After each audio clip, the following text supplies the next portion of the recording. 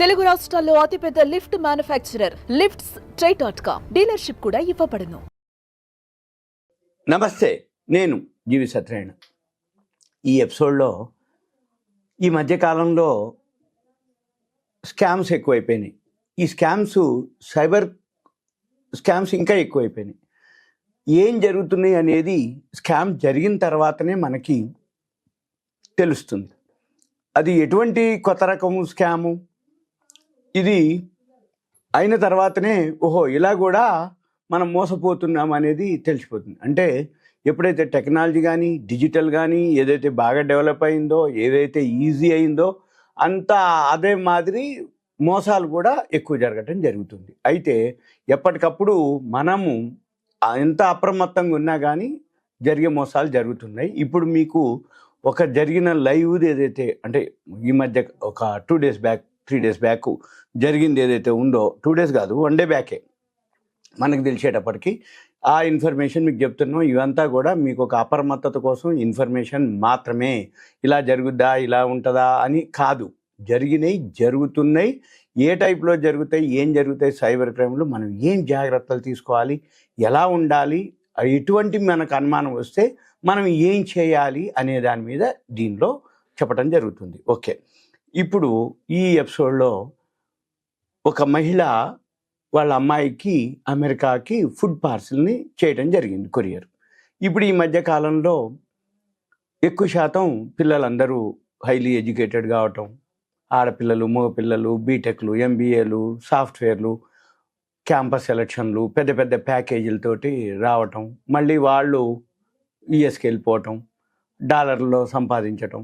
ఇక్కడి నుంచి అంటే చిన్న ఏజ్లో వాళ్ళకి ఏముంటుందంటే రిస్క్ తీసుకోవాలి, సంపాదించుకోవాలి, లైఫ్లో తొందరగా సెటిల్ అవ్వాలి, వాళ్ళ ఫ్యామిలీ మెంబర్స్ని మంచిగా చూసుకోవాలి అనేది ఒక గోల్ ఉంటుంది.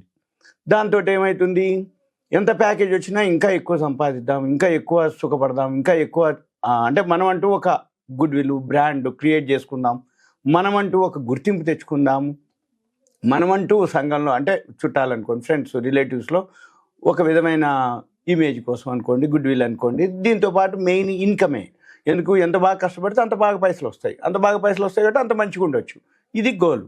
అయితే ఈ విధంగా ఇప్పుడు ఎప్పుడైతే జరుగుతుందో ఇక్కడ ఉన్నటువంటి పెద్దవాళ్ళు, తల్లిదండ్రులు అనుకోండి, విలేజెస్లో అనుకోండి, ఈ ఎవరైతే మన పెద్దవాళ్ళు ఉన్నారో వాళ్ళు అక్కడికి వెళ్ళిపోయినాక వాళ్ళకి అక్కడ ఫుడ్ అలవాటు కాకపోవటం, లేకపోతే ఇక్కడ ఉన్న తల్లిదండ్రులు కానీ వీళ్ళ అమ్మమ్మ, నాయనమ్మ, తాతయ్యలు వీళ్ళందరూ ఏం చేస్తారు, పండగలు కానీ, ఇప్పుడు సపోజ్ సంక్రాంతి వస్తుంది అనగానే అరిసెలని, సకినాలని, ఇక మనకి పచ్చళ్ళని, పొళ్ళని, ఇటువంటివన్నీ కూడా మనకి ఇప్పుడు ఈ మధ్యకాలంలో విపరీతంగా ఇంటర్నేషనల్ కొరియర్లు రెడీగా ఉన్నాయి, అవైలబుల్ ఉన్నాయి.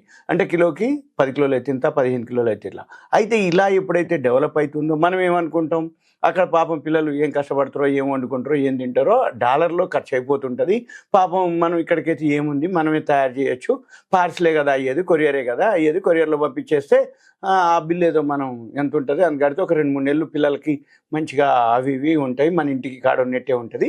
అందుకని సరే అని చెప్పేసి ఈ మధ్యకాలంలో విపరీతంగా ఎప్పుడైతే మన పిల్లలు యుఎస్కి వెళ్ళిపోవటం, కెనడాకి వెళ్ళిపోవటం, అవుట్ ఆఫ్ కంట్రీకి వెళ్ళిపోవటం, అమెరికాలో ఎక్కడన్నా ఉండని పెట్టగానే 1 week లోపలనే డెలివరీ అయిపోతుంది, ఏది కొరియర్.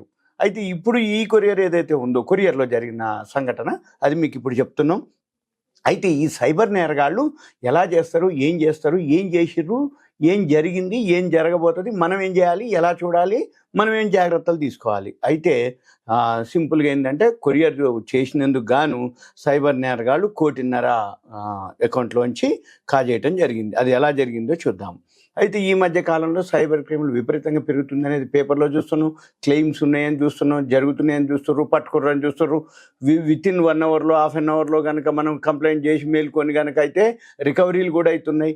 అయితే ఎంతో కొంత అప్పటికి 5% 10% వెళ్ళిపోవడం కూడా జరుగుతుంది. అయినా కానీ మనము ఎంతో కొంత అవేర్నెస్ అనమాట, మనకి ఇదంతా కూడా ఒక అవేర్నెస్, ఒక ఇన్ఫర్మేషన్, ఎడ్యుకేషన్. ఇలా జరుగుతున్నాయా అనేది కాదు, జరిగిన తర్వాత మనం బాధపడే బదులు జరగకముందే ఉంటాయి, ఎలాంటి జాగ్రత్తలు తీసుకోవాలనేది మనము. అయితే ఇప్పుడు వీళ్ళందరూ ఎవరు, ఈ సైబర్ నేరగాళ్ళు ఎలా చేస్తారు, ఏం చేస్తారంటే అమాయకులను లక్ష్యంగా చేసుకొని, అంటే పెద్ద మొత్తం అంటే సీనియర్ సిటిజన్లు కానీ, లేకపోతే మహిళలు కానీ, లేకపోతే మళ్ళీ వాళ్ళని టార్గెట్ అనమాట. వాళ్ళు ఏం చేస్తారు, ఎంత మనం అప్రమత్తంగా ఉండాలని మనం ఎంతమంది ఎన్ని వీడియోలు ఎన్ని పేపర్లు ఎన్ని చెప్పినా కానీ మోసపోయేటోళ్ళు మోసపోతూనే ఉర్రు. అయితే ఇప్పుడు ప్రజెంట్ ఒక మహిళ 1 కోటికి పైగా నష్టపోవడం జరిగింది. అదేంటిది అంటే ముంబైకి చెందినటువంటి ఒక మహిళ, ఆవిడ వయస్సు 78 ఏళ్ళు అనమాట. ఆవిడేంది, వాళ్ళ అమ్మాయి అమెరికాలో ఉంటుంది. ఆ అమ్మాయి కోసం ఏంటిది, కొన్ని ఫుడ్ ప్రోడక్ట్స్ అంటే ఇప్పుడు మన ఇంట్లో జంతికలన్నీ మనం ఏదైతే పచ్చళ్ళు పొళ్ళు ఉంటాయి కదా, అవన్నీ నేను కూడా పంపిస్తుంటాను మా అబ్బాయికి.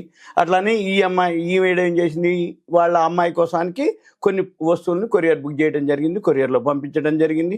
పంపించిన తర్వాత నెక్స్ట్ డే రోజు మేము కొరియర్ నుంచి మాట్లాడుతున్నామండి, మీరు ఆ కొరియర్లో ఆహారం అంటే ఇప్పుడు మనం ఎవరైతే పంపిస్తారో మన యొక్క ఆధార్ కార్డు కావాలి, అడ్రస్ అవన్నీ దాన్ని అటాచ్ చేస్తారు. ఎందుకంటే ఎవరు పంపిస్తున్నారు, ప్రూఫ్ ఏంటిదంటే ఆధారే. అందుకని మీరు పంపించినటువంటి కొరియర్ ఆధార్ ఉంది, దాంతోపాటు పాస్పోర్టు, క్రెడిట్ కార్డులు ఉన్నాయి, దాంతోపాటు 2000 USD క్యాష్ పంపిస్తున్నారుగా అన్నట్టుగా వాళ్ళు చెప్పడం జరిగింది. అప్పుడు అతను ఏమన్నాడు, ఈవిడతోటి ఇవన్నీ మీరు పంపిస్తున్నారు, ఇవన్నీతో పాటు ఫుడ్ కూడా ఉన్నాయి, ఇవన్నీ ఏదైతే ఉన్నాయో మీరు మనీ లాండరింగ్కి పాల్పడుతున్నారని ఆరోపించినమాట. వాడేంటిది, సైబర్ క్రైము, మనీ లాండరింగ్. ఇప్పుడు మీరు క్యాష్ అందులో పెట్టి పంపిస్తారు కొరియర్లో, ఫుడ్ ప్రోడక్ట్స్ కాకుండా అని చెప్పేసి నమ్మించడానికి వాడేం చేసిండు, ఇంకొక 2 ఉన్నతాధికారులని లైన్లో పెట్టి ఇంకో వీళ్ళు మీ మీద ఇలా ఉంది అలా ఉంది అని వీడియో కాల్స్లో యూనిఫామ్ డ్రెస్లో ఉన్నట్టుగా కనిపించి వాళ్ళని భయపెట్టడం, ఆవిడ్ని భయపెట్టి చివరికి ఆవిడతోటి 10 రోజుల పాటు కంటిన్యూ మాట్లాడడం, అన్నీ చేసి మిమ్మల్ని అదైంది ఇదైంది ఇట్లా చేస్తాం అట్లా చేస్తాం, మిమ్మల్ని కేసులు బుక్ చేస్తాం, ఇవన్నీ చెప్పి చివరికి ఆవిడ ఖాతాలో ఉన్నటువంటి 1.5 కోటి వీళ్ళు ట్రాన్స్ఫర్ చేసుకోవడం జరిగింది. ఇక తర్వాత ఆవిడ ఎప్పుడైతే అన్ని భయపడిపోయి ట్రాన్స్ఫర్ చేసిన తర్వాత ఏమైంది, అప్పుడు కుటుంబ సభ్యులకి చెప్పడం జరిగింది. కుటుంబ సభ్యులు ఇలా జరుగుతుంది, నువ్వు ఎట్లా చేసినావు అది ఇది అనటం జరిగింది. అన్న తర్వాత ఆవిడ వాళ్ళంతా కుటుంబ సభ్యులు పోలీస్ స్టేషన్కి పోయి కంప్లీట్ చేయడం జరిగింది.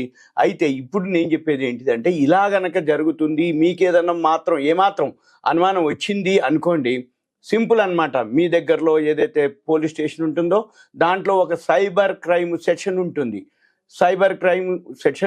ఉంటుంది, వాళ్ళకేం చేయొచ్చు. లేదు 1930 ఒక ఫోన్ నెంబర్ ఉంటుంది, 1930 ఆ నెంబర్కి కాల్ చేసి మనము వెమ్మటే కనుక, ఇప్పుడు మీకు ఎవరైనా భయపెట్టినరు, లేదు ఏదైనా ఒక ఫోన్ వచ్చింది, మీరు ఇట్లా మనీ లాండరింగ్ పాల్పడుతుర్రు, లేకపోతే వాళ్ళు పోలీస్ డ్రెస్లో ఉండి మిమ్మల్ని అరెస్ట్ చేస్తున్నాం, డిజిటల్ అరెస్టు అలా ఇలా అని చెప్తారు చూడండి, వెమ్మటే మనం ఏం చేయాలి, ఇక అంటే వెమ్మటే మన ఇంట్లో ఫ్యామిలీ మెంబర్స్కి చెప్పటం, 1930 కంప్లైంట్ చేయటం, సైబర్ క్రైమ్కి వెబ్సైట్ ఉంటుంది cybercrime.gov.in, ఆ వెబ్సైట్లోకి వెళ్ళటం, మీరు కంప్లైంట్ చేయటం, లేదు వెమ్మటే వెళ్ళిపోవటం, ఇవన్నీ నాకు తెలియదు, నేను సైబర్ క్రైమ్ మరి అది ఎట్లుంటుందో ఇది ఎట్లుంటుందో అలా ఏమేమి అడుగుతారు, నాకు అవన్నీ డీటెయిల్స్ని ఫిల్ చేయటం, ఇవన్నీ నాకు ఐడియా లేదు అనుకోండి. సింపుల్గా మన దగ్గర ఉన్నటువంటి విలేజెస్లో, డిస్టిక్లో ఎక్కడో ఒక దగ్గర పక్కనే 1 కిలోమీటర్ 2 కిలోమీటర్ల పరిధిలో మనకంటూ ఒక పోలీస్ స్టేషన్ ఉంటుంది.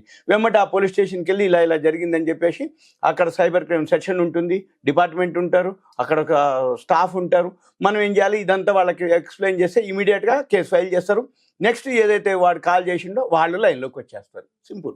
అప్పుడు ఏమవుతుంది, మనం భయపడాల్సిన పని లేదు, మన పైసలు పోవు, మనకి ఏదైతే జరుగుతుందనే భయం లేదు, మన పైసలు మన దగ్గరే ఉంటాయి, ధైర్యంగా ఉండొచ్చు. రెండోది ఏంటి, కంప్లైంట్ చేస్తే వాళ్ళు ఏం చేస్తారు, నెక్స్ట్ యాక్షన్ తీసుకుంటారు. ఏంటిది, ఎలా జరుగుతుంది అని. ఇవన్నీ మీకు ఒక awareness, education, information, knowledge purpose మాత్రమే. మీకు ఇటువంటి ఏదన్నా జరుగుతున్నా, మీకు ఏదైతే అనుమానం వచ్చిందో మీకు చెప్పినటువంటి నెంబర్లో మీరు కాల్ చేయండి, 1930 cybercrime.gov.in, లేదు మీ దగ్గరలో ఉన్న పోలీస్ స్టేషన్. దయచేసి నాకు కాల్ చేయొద్దు, ఏదైనా ఉంటే మెసేజ్ పెట్టండి. సుమన్ టీవీ ప్రేక్షకులకు ధన్యవాదాలు. Thank you. సెలవు.